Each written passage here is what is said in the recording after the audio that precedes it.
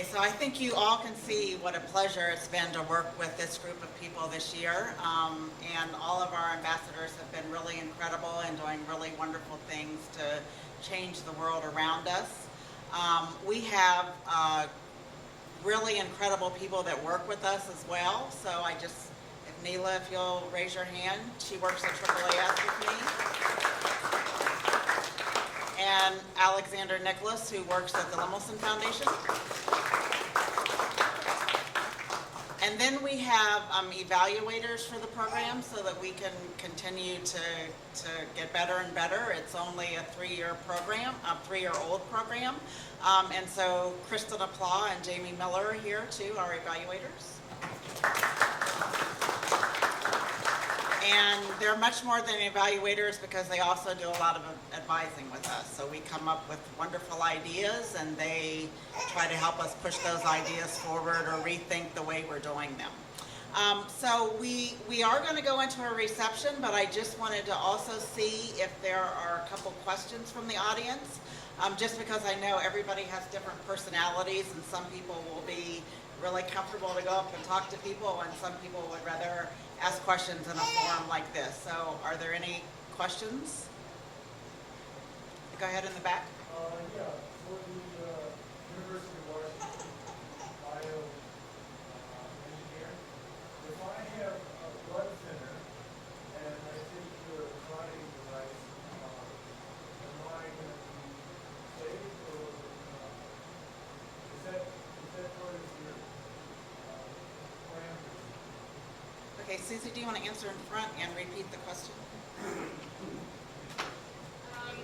That's a great question. It acts by a different mechanism, so we believe you'll be safe, but we're in the middle of testing that.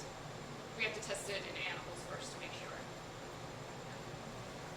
Go ahead, another in the back. Does that have to be injected anywhere in the bloodstream, or does it have to be injected right here where you think the injury is? It can be, so right now we've been injecting it anywhere in the bloodstream. The blood will carry it to where it needs to go, which is already very convenient. But what we're trying to evaluate now is can we just do an intramuscular injection, something like an EpiPen, so that it doesn't even take someone who needs to be able to do an intravenous injection.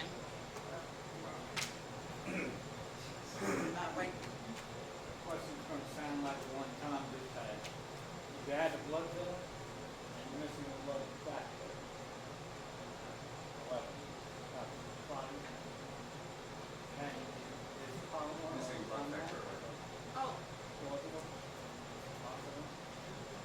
that's a great question. We've been testing it for hemophilia use. It requires the formation of fibrin. So if you're missing factor 8 or factor 9, it does not work. I don't know about factor 11. Yeah. I do. And you have a Thank you.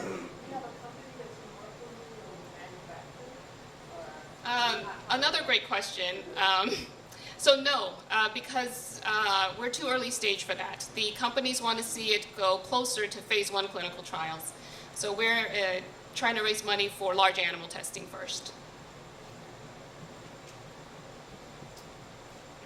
Okay, are there any other questions from the audience?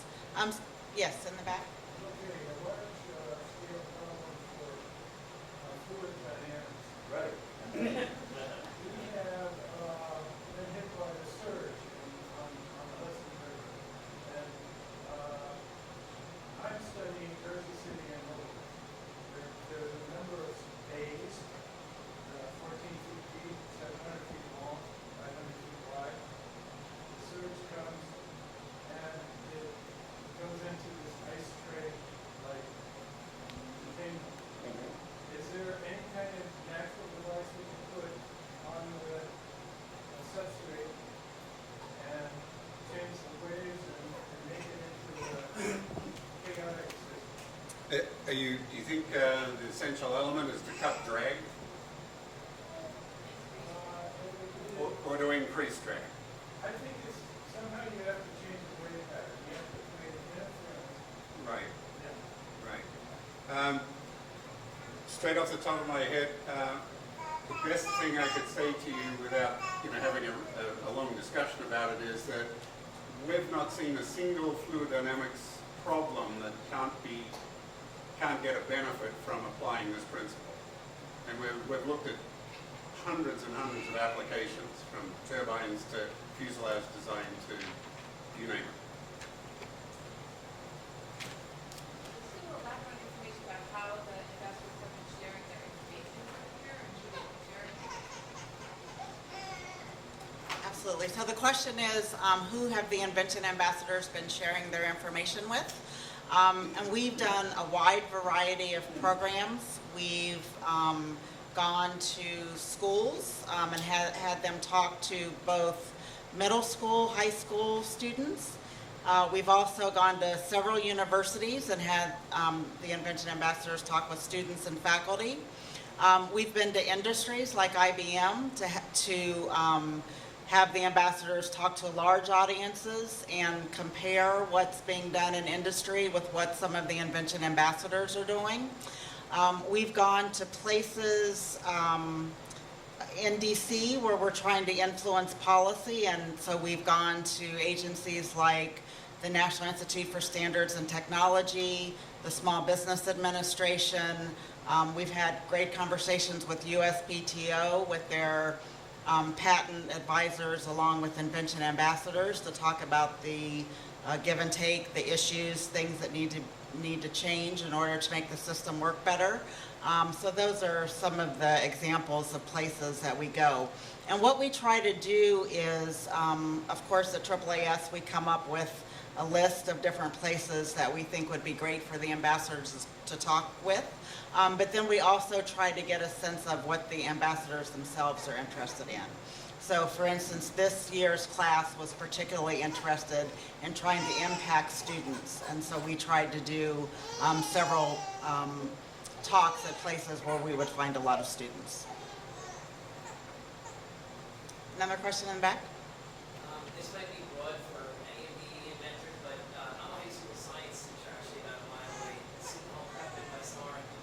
We have a really wide variety of students from racial backgrounds, economic backgrounds, religious backgrounds, you name it. And one of the things that we're trying to do at our high school is create a STEM class where we have a lot of student creativity. And I'm going to be teaching it, and I can't hold candles to any of you. And so my point is, if you had a high school student, what do you think are some of the seeds that I would need to do to get kids to really be creative? I'd like them to unleash their creativity. I don't even know how much, I don't expect you to get involved in like how to grade these things, but basically I look at it like, I want these students to be creative. I'm going to really try to assess their effort rather than, do they succeed and do it. Did anybody share any input on, what you think would get a student really fired up? Sure, I saw you look at me, Yolanda. So as it turns out, in addition to the research I do in imaging, I run an academic research program for universities that also has some connections with high schools. And what we do a lot is that we try to introduce technology at the high school level. One of the things I've said in other talks is that in previous years, the notion of innovation really took place at the college years and beyond. We have hackathons, maker fairs, all types of things that we try to introduce, and by we I mean the corporations that we represent, the national organizations we represent. Many different STEM activities with the notion to introduce technology to the students, not only for the sake of knowledge's sake, but so they can learn to build something. Because really what you've seen happen in the last few years is that it's been a transition from just learning a technology to actually being able to produce something, like a prototype of a technology. So I attend maker fairs in China a lot, and we get some of our best innovation from high school students. And what's happening a lot with this, and the reason you see that so much, is that the learning curve to use a microcomputer or a software system or some type of technical device is so much shorter than it was a few years ago. So there's several different examples I'd be happy to share with you, but for the sake of the audience, things like the Instructables, the company I work for, Intel, has its own education system, education foundation, and then many other organizations. I'd be happy to send you other pointers on a one-on-one basis as well. Okay, so we're going to start our reception in a few moments where you'll have more of an opportunity to ask questions from the staff or the Invention ambassadors. I do want to say that we just launched a brand new website today, and we'd like to have you stay in touch with us. You've gotten to see 4 of our Invention ambassadors, but we now have 24. So I think you'll find really incredible stories. You'll be able to look at places where we'll be speaking. You'll be able to look at videos from past talks. So I'll be glad to give that to you in person, but the address is www.inventionamb for ambassador .org. So inventionamb.org. Just to piggyback on that, I have the same situation down the other end of the street. But would this be a possible thing where kids could actually contact the invention ambassadors? Because one of the biggest problems is that not that I don't love Thomas Edison, because I do, but he's been dead a long time, and there's a real disconnect between historically what's done and currently what's done. It's difficult for students to make that jump because Right. they feel like it doesn't really exist for them. So, that's a big thing, I think, to have personal contact with somebody that can share something. So I think that's a great question, and the question was, is there a way for students to actually talk with living ambassadors and living inventors so that they, unlike Thomas Edison, which that's history. And so I think that we can do that on an individual basis with our program for ambassadors that have time and are willing. But that's also why we have videos in the website so that they can see what people are doing today, and also why we try to go out and give talks to student groups. Okay, we're going to take one last question. Okay. Okay, sure. So the website address is www.inventionamb.org.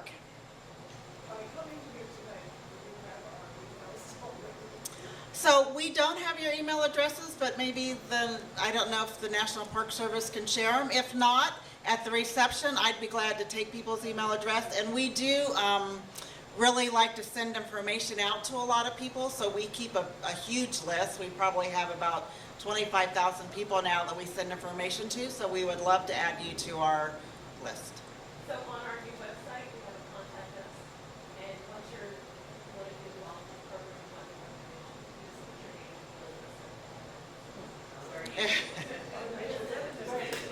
Yes. Yeah.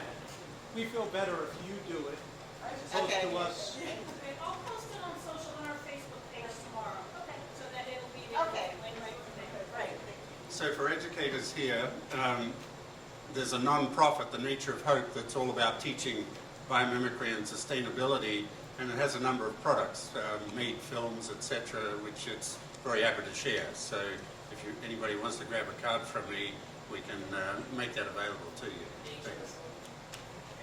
And so please, we hope that we have plenty of food and drink, and we hope that you'll all join us for our reception. It's in the back in the tent. Thank you very much.